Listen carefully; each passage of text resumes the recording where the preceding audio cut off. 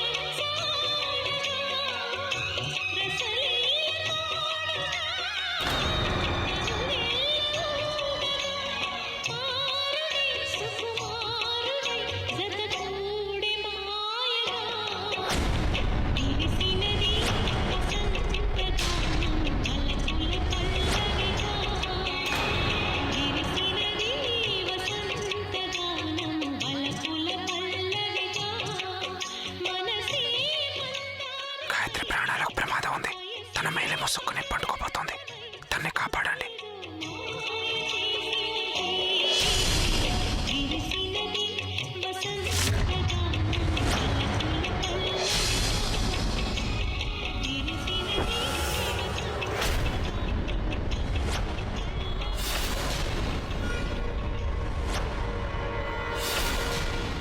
రాణి గాయత్రి!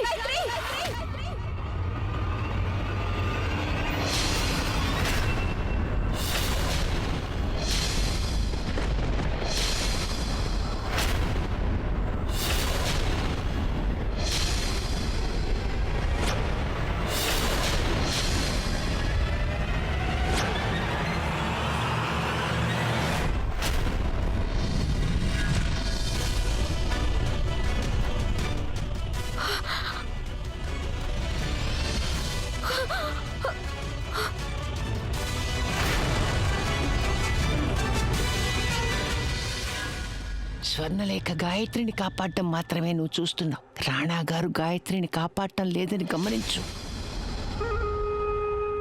రాజమాత, భగవంతుడి దయ వల్ల స్వర్ణలేఖ సమయానికి మంట అంటుకుంటే చూసింది. లేదంటే చాలా పెద్ద ప్రమాదం జరిగుండేది. ఈ మేలి ముసుగు మీద లక్కతో చేసిన ముత్యాలున్నాయి.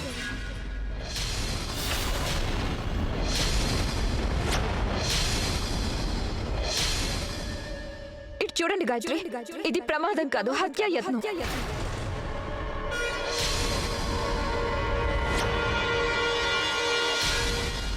రాణి, ఈ మేలి ముసుగు మీకెవరిచ్చారు? ఇది మీకోసమే. రాణా గారు, మీరా?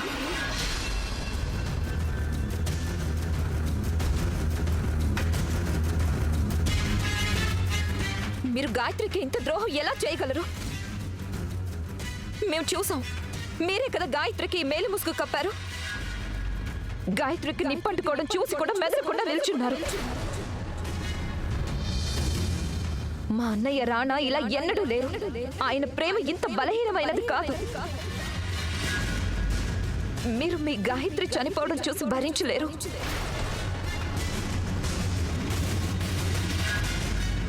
ఖచ్చితంగా ఎవరో మిమ్మల్ని ఇలా చేసేందుకు ఉసిగొల్పారు.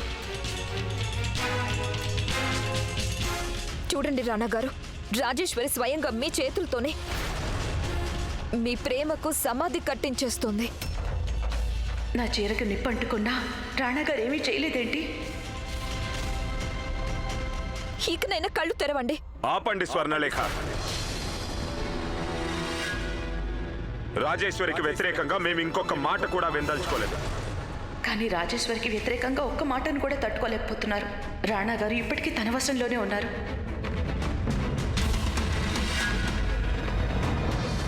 ఎదుటి వారిని ప్రతి మాటకే నిందించడం చేతగాని వారు చేసే పని. అయినా మీరందరూ ప్రతి విషయంలోనూ పాపం రాజేశ్వరిని దోషిగా నిలబెడుతున్నారు.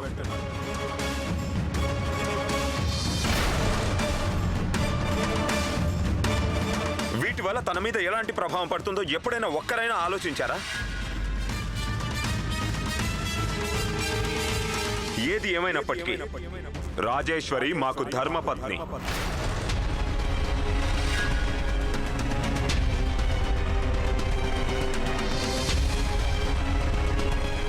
ఇక మేము ఒక భార్య చెప్పినంత మాత్రాన మరో భార్య అధికారాన్ని లాక్కోలేము.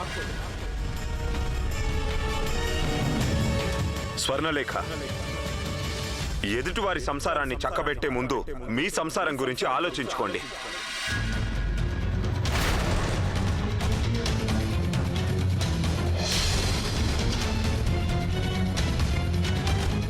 అదేంటి, అద్దాల మేడలో వాళ్ళు రాళ్లు విసరకూడదు అనే ఒక సామెత ఉంది కదా, దాన్ని గుర్తు చేసుకోండి.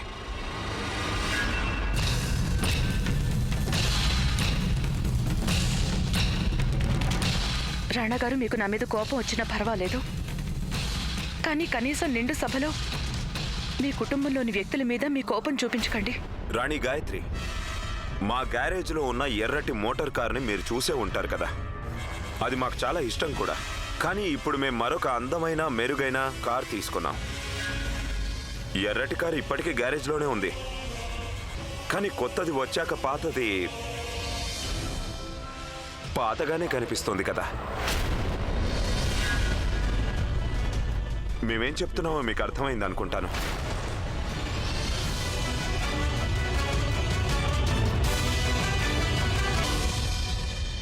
మేం వివరంగా చెప్తాం. మీరిప్పటికీ ఈ మహల్లోనే ఉన్నారు, కానీ పాతబడిపోయారు.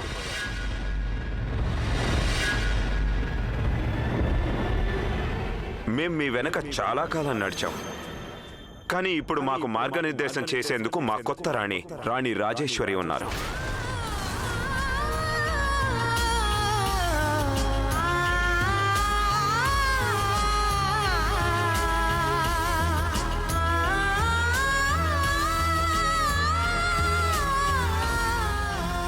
రాజేశ్వరి మనకు వివాహం అయితే అయ్యింది, కానీ ఒక అతి ముఖ్యమైన తంతు మిగిలే ఉంది. ఈ మహల్లో మనం కలిసి ఉండటం ఎవరికీ ఇష్టం లేదు. అలాగే వీళ్ళందరి మాటలు విని మేము మిమ్మల్ని చాలా బాధ పెట్టాం. ఇక ఇదంతా మనకొద్దు. మేం మీకు మీ అసలైన స్థానం కల్పిస్తాం.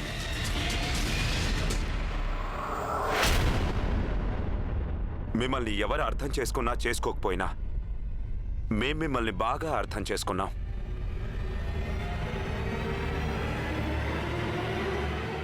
రాజేశ్వరి, రేపు ఉదయం మీరు మేము కలిసి మన హనీమూన్కి బయలుదేరుతున్నాం.